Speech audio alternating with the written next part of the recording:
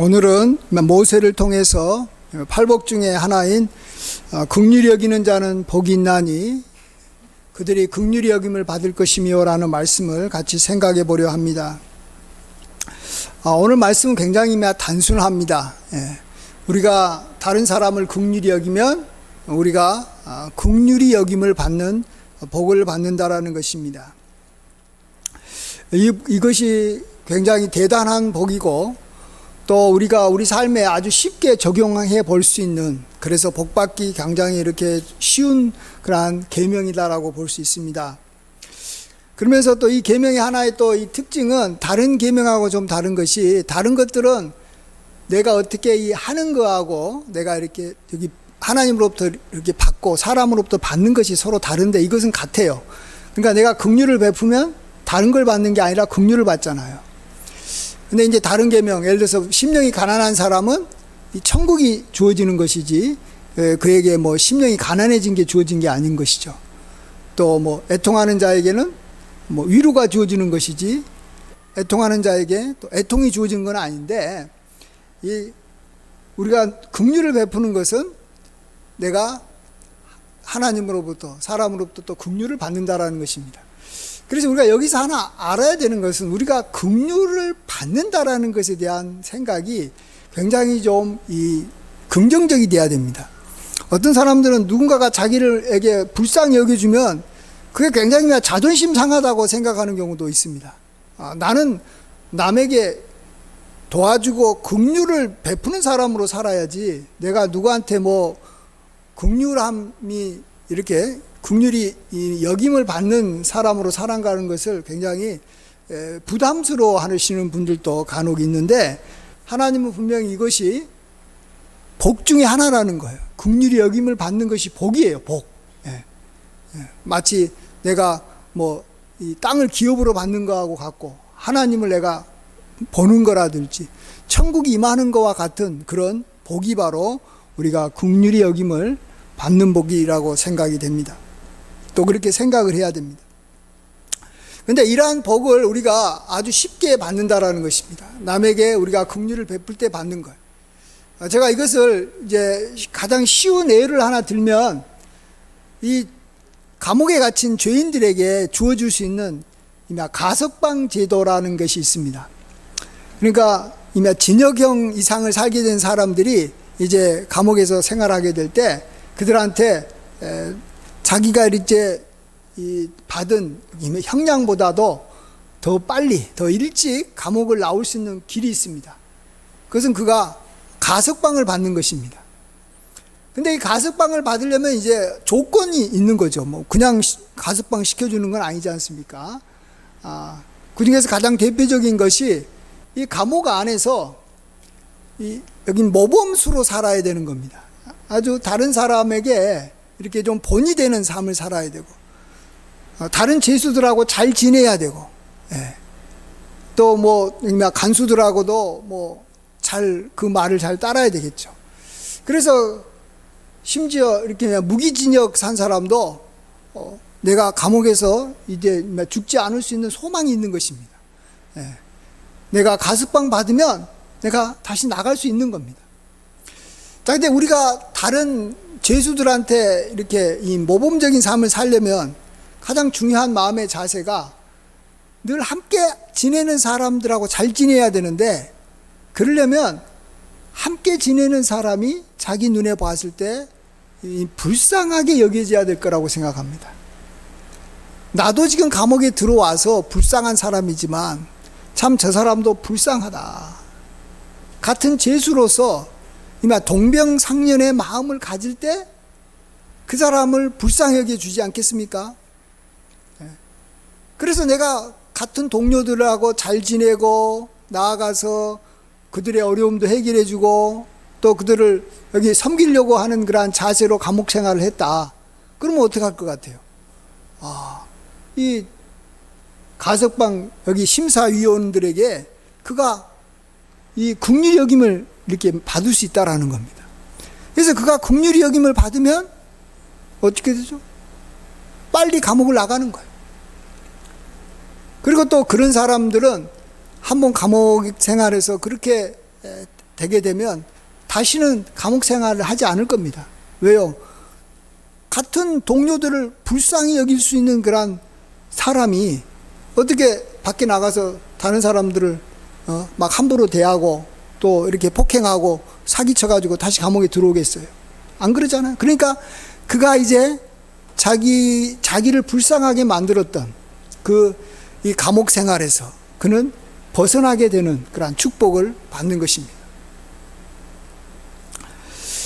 그래서 우리는 이 다른 사람을 이렇게 이 불쌍히 여기는 그러한 삶을 우리가 잘 살아야 되는데, 그러려면 자기가 지금 현재 자기가 불쌍히 여김을 받아야 될 그러한 어려운 처지고 내가 환난에 처한 처지라는 것을 빨리 우리가 인식하고 받아들일 줄 알아야 됩니다.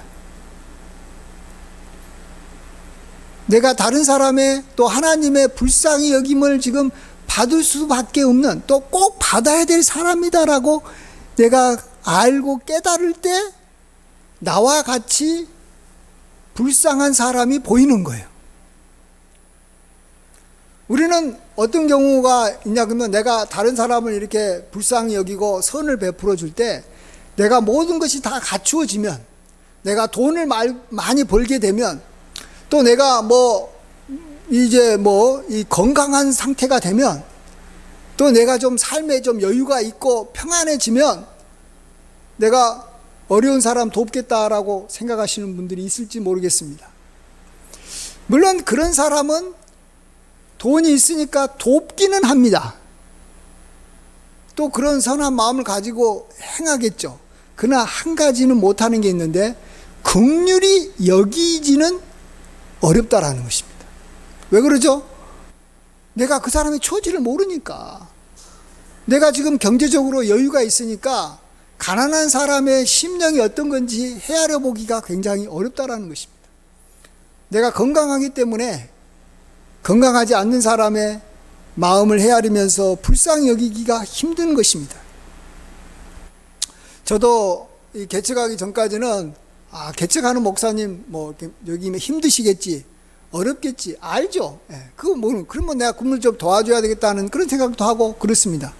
그렇지만은 실제 자기가 개척을 해가지고 어려움을 많이 당해본 사람만이 실질적으로 이렇게 개척한 사람들을 긍휼히 여길 수 있는 그러한 마음을 이제 그때서야 가질 수 있는 겁니다. 사람이라는 게 자기가 경험하지 않으면 도저히 상대방의 어려움을 말로만 해가지고는 도저히 알 수가 없는 것입니다. 그래서 우리에게 어떻게 보면 이 불쌍한 처지가 된다. 내가 참 이제 불쌍한 사람이 됐다. 내가 갑자기 삶에 힘든 일들이 많이 생겼다. 이럴 때 우리는 그것을 내가 이제야 나와 같이 어려운 사람들을 이렇게 불쌍히 여길 수 있는 그러한 마음을 이제 가질 수 있게 됐구나. 그래서 내가 그들을 이렇게 위로하고 그들을 불쌍히 여길 수 있는 그러한 기회가 이제 드디어 주어졌다, 이렇게 생각해야 됩니다. 여러분, 돈이 많이 생기고 내가 정말 높은 자리에 있을 때 다른 사람을 불쌍히 여겨줄 수 있는 게 아니고, 그들에게는 도와줄 수는 있을지 모르겠지만 불쌍히 여기는 것은 내가 어려워지고 가난해지고 병들고 내가 환난에 처했을 때, 그때서야 그런 처지에 있는 사람들을 불쌍히 여기는 마음이 생기는 겁니다. 오늘 우리는 이미 모세에 대해서 생각해 보려고 합니다. 여러분, 우리가 잘 안 대로 모세는 참 애굽에서 중노동하면서 참 고생하는 그 히브리 사람들, 그들을 건져서 그들에게 자유를 주고 복된 가나안 땅으로 이렇게 옮겼던 그런 모세인 걸 우리가 잘 알고 있습니다. 그런데 그 모세가 언제부터 자기 민족에 대해서 불쌍한 마음을 가졌을까? 그가 언제부터 정말로 내가 이 백성들을 좀 건져야 되겠다, 이런 생각을 가졌을까? 우리가 쉽게 이미 추론해 볼 수 있을 겁니다. 언제부터 있을 것 같아요? 자기가 히브리 사람이다라는 것을 깨닫는 날부터, 확실하게 안 날부터 히브리 사람들에 대해서 불쌍한 마음이 생겼을 겁니다. 히브리 사람이라는 그 자체는 고통스러운 사람들이잖아요. 노예 같은 사람들이고, 예. 자기도 태어났을 때 사내아이라는 이유만으로 나일 강가에 던지게 되는, 진짜 그런 정말로 불쌍한 그 사람들이 어디 있어요. 태어나자마자 자기 자식을 이렇게 막 죽여야 되는 그러한 처지에 있는 사람들이 얼마나 불쌍한 사람입니까? 그래서 모세가 자기의 출생의 비밀을 알게 된 날부터 그런 자기 민족에 대해서 불쌍한 마음을 갖게 된 겁니다. 물론 자기가 히브리 사람이다라는 어떤 출생의 비밀을 알고도 자기 민족을 더 무시하고, 나는 이제 애굽의 왕자니까 난 그런 사람들하고 상관없다. 왜? 나는 바로의 딸이 나를 건져줘가지고 나의 어머니가 바로의 딸인데 나는 이제는 히브리 사람하고 전혀 이제 저기 성 긋고 살겠다. 나는 모른 척하게 살겠다. 이렇게 할 수도 있어요, 모세가. 안 그래요? 뭐 때문에 자기가 히브리 사람들을 이렇게 불쌍히 여길 필요가 있겠습니까? 그렇지만은 자기는 이러한 선택의 과정에서 내가 히브리 사람이기 때문에 히브리 사람들이 얼마나 힘들까 한번 그가 이렇게 살펴보러 갔지 않습니까? 그래서 참 애굽 사람들한테 고통을 당한 걸 보고 그가 애굽 사람을 쳐 죽이고 이렇게 그를 건져줬던 일이 있습니다. 하나님은 그걸 보신 거겠죠. 그래서 이 하나님께서 이 모세를 사용하신 겁니다.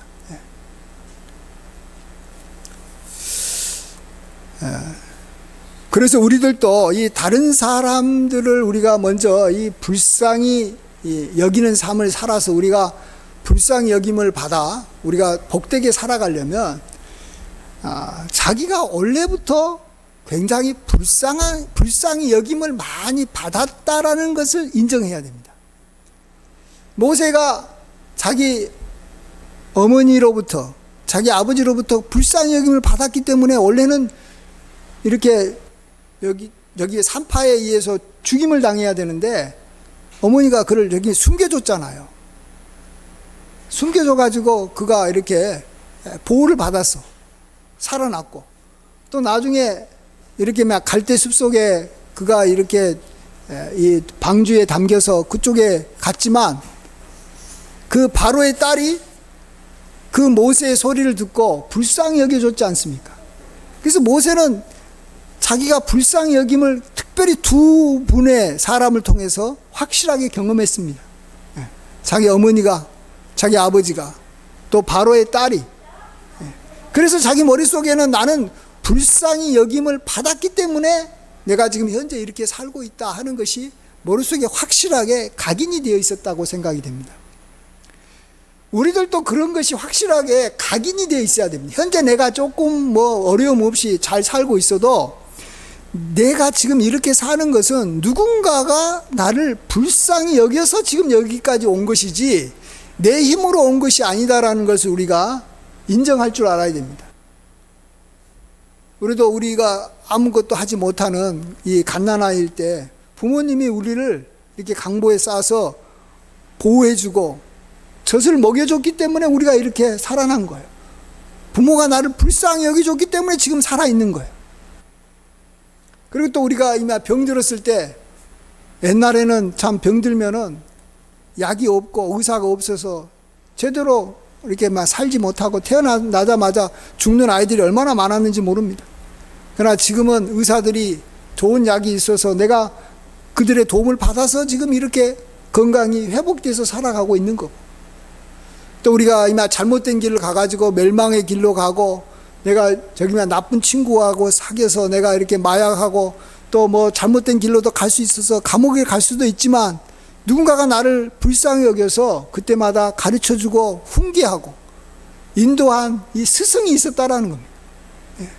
나가서 우리에게는 정말 하나님이 누구신가 알지 못하고 자기 멋대로 멸망의 길로 가고 있는데 창조의 비밀도 모르고 하나님이 누군지도 모르고 자기가 죄인인데 죄인이라는 것도 깨닫지도 못하고 이러고 있을 때 누군가가 나를 불쌍히 여겨줘서 복음을 전해주고 하나님을 알게 도와줘가지고 우리가 이렇게 구원받아서 이렇게 살고 있지 않습니까?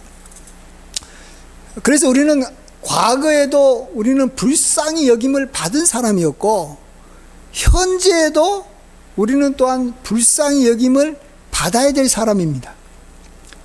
자, 현재를 한번 살펴보세요. 현재 우리가 이마 겉보기에는 다 저기 멀쩡해 보이고 더 이렇게 멋있어 보여도 각 사람의 삶을 들어가 보면 다 불쌍히 여김을 받아야 될 불쌍한 사람들이에요. 어떤 사람은 심한 병에 걸려 있는 사람이 있고, 또 어떤 사람은 이렇게 여기 마음의 병, 요즘에는 이마 정신병도 참 많습니다. 또 어떤 사람은 누군가에 의해서 어떤 사람에 의해서 저기 눌려 있는 거예요.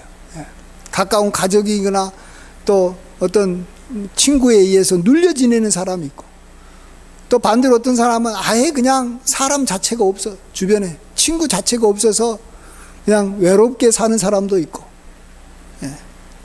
어떤 사람은 경제적으로 우리가 저기 힘든 사람들은 말할 필요도 없고, 어쨌든 각양각색으로 우리가 누군가의 불쌍히 여김을 받아야 되고, 특별히 하나님으로부터 내가 불쌍히 여김을 받아야 될 사람인 거예요.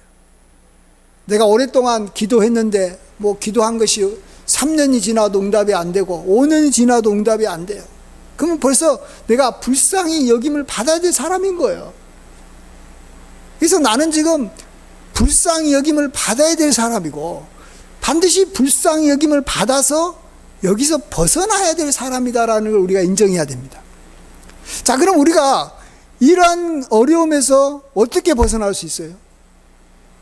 가장 쉬운 방법이 있어요. 오늘 말씀하신 거예요.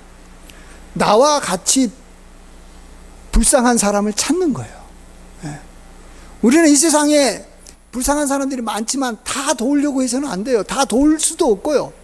도울 수는 있어도 불쌍히 여기기는 어려워. 여러분, 돕는 거하고 불쌍히 여기는 거하고는 다른 겁니다.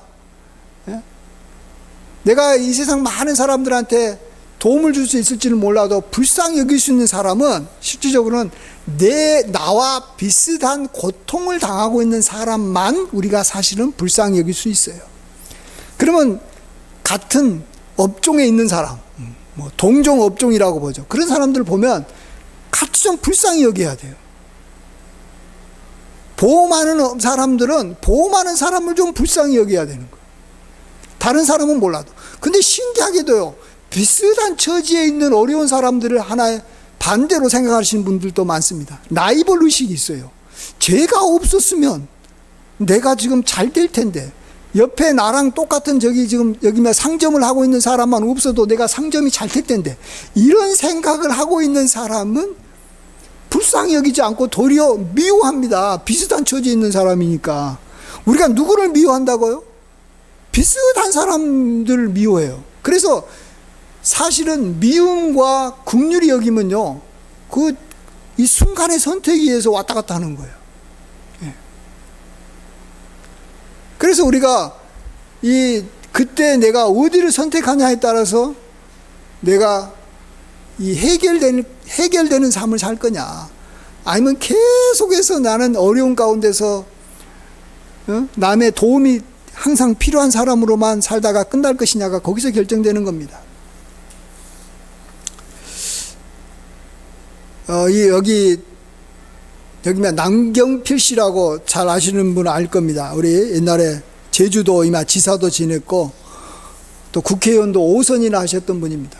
근데 그분이 최근에 인터뷰에서 말하기를, 사실은 이 50 이후로부터는 아주 중요한 실패가 아주 많았다, 이렇게 말하고 있습니다.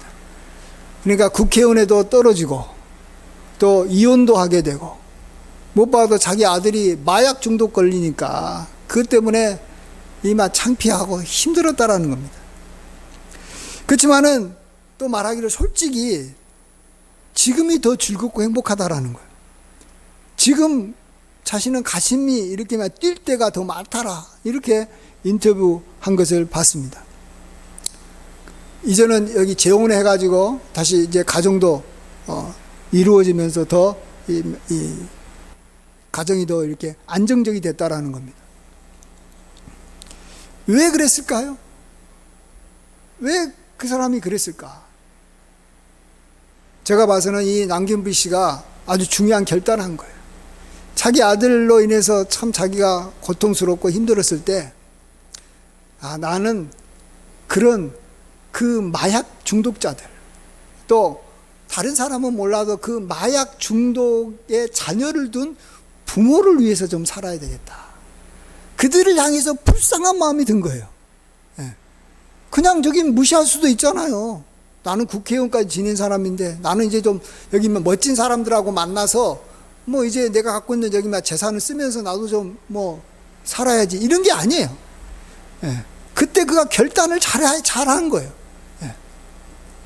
그래서 이 마약 중독자들을 위해서 이렇게 치료하고 그들을 이렇게 도와주는 그런 단체를 만들어 가지고 굉장히 그곳에서 일하고, 또 자기가 이전에 국회의원이었기 때문에 그거와 관련된 저기 법을 만들면서 이렇게 국가가 좀 어떻게 해서든지 마약 중독을 좀 하지 않게 만들고 중독자들이 다시 재활할 수 있는 길을 마련해 주려고 굉장히 노력한 거예요. 자, 보세요. 남경필 씨가 살아나는 길은 그거밖에 없어요. 그렇잖아요. 자기 아들도 엉망이고, 자기 뭐 아내도 떠나고, 뭐 온전히 자기가 인생이 깨지고, 뭐 이제 국회의원으로서도 이제 더 이상 이제 가망도 없고 계속 떨어지고 이럴 때 자기와 같은 처지에 있는 사람을 불쌍히 여기는 거예요. 그러니까 아들도 이제 지금은 감옥에 있지만 자기가 이제 나중에 퇴소하게 되면 아버지처럼 자기도 마약 중독자들을 위해서 헌신하며 살겠다, 이렇게 말을 해서 그 소망 가운데 지금 열심히 살아가고 있다고 합니다. 그렇습니다. 하나님께서 왜 저와 여러분에게 어려움을 주셨을까요? 그 어려움에서 빨리 벗어나기 위해서? 하나님이 무슨 병 주고 약 주고 하시는 그런 분이에요? 아니에요. 하나님이 나한테 딱 어려움을 주면, 이제 나로 하여금 누군가를 불쌍히 여길 수 있는 능력을 갖게 해주셨구나라고, 그 어려운 상황을 그렇게 볼 줄 알아야 돼요. 내가 이런 어려운 상황을 당하지 않았을 때는 내가 아무리 노력하고 아무리 그를 갖다 불쌍히 여기고 싶어도 불쌍히 여길 수가 없어요. 어떻게 불쌍히 여깁니까? 안 되는 거예요. 그래서 우리는 그런 자신의 그러한 어려움을 그냥 숨기고 그냥 이렇게 살지만 말고, 자기가 닥친 어려움을 그냥 공개하고, 나도 그런 어려움을 닥치는 사람들을 위해서 살겠다, 그들을 위해서 내가 불쌍히 여기며 살겠다, 이럴 때 이제 하나님이 그 사람을 불쌍히 여겨줘서 또 주변 사람들도 그 사람을 불쌍히 여겨주겠죠. 그렇게 되면 내가 그 불쌍히 여기는 상황에서 이렇게 벗어나게 되는 줄 믿습니다. 마지막으로 오늘 이 본문 말씀을 하지 않아서 그것만 잠깐 생각해보고 마치고자 합니다.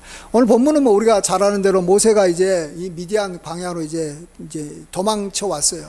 바로 왕이 그를 갖다가 죽이려고 했어요. 저는 이걸 보면서 참 모세의 삶이 애굽에서도 사실은 쉽지는 않았겠다. 아니 그냥 자기 히브리 민족 좀 살리려고 애굽 사람 한 사람 죽였다고 해가지고, 그 어떻게 바로가 자기 형제도 되고 자기 가족도 될 수 있는 그러한 모세를 갖다가 찾기만 하면 죽여버리겠다라고 했던 거예요. 그건 뭔 말이에요? 이전부터 이 애굽에서는 자기는 왕자였지만 자신의 출신이 히브리 사람이고, 그래서 계속 이미 정적이 많았던 겁니다. 자기 어머니가 좀 있어서 지금 자기가 보호받고 있는 거지, 모세의 삶이 애굽에서 그렇게 마음 편한 삶이 아니었다라는 거예요. 조금만 실수하면 바로 죽게 되는 그런 사람이었다는 거예요. 하나님께서는 어쨌든 그를 그래서 건져주셨는 거예요. 애굽에서 나오게 한 거예요. 자, 그런데 어쨌든 이제 그가 미디안 땅에 이제 와 보니까 막막하잖아요.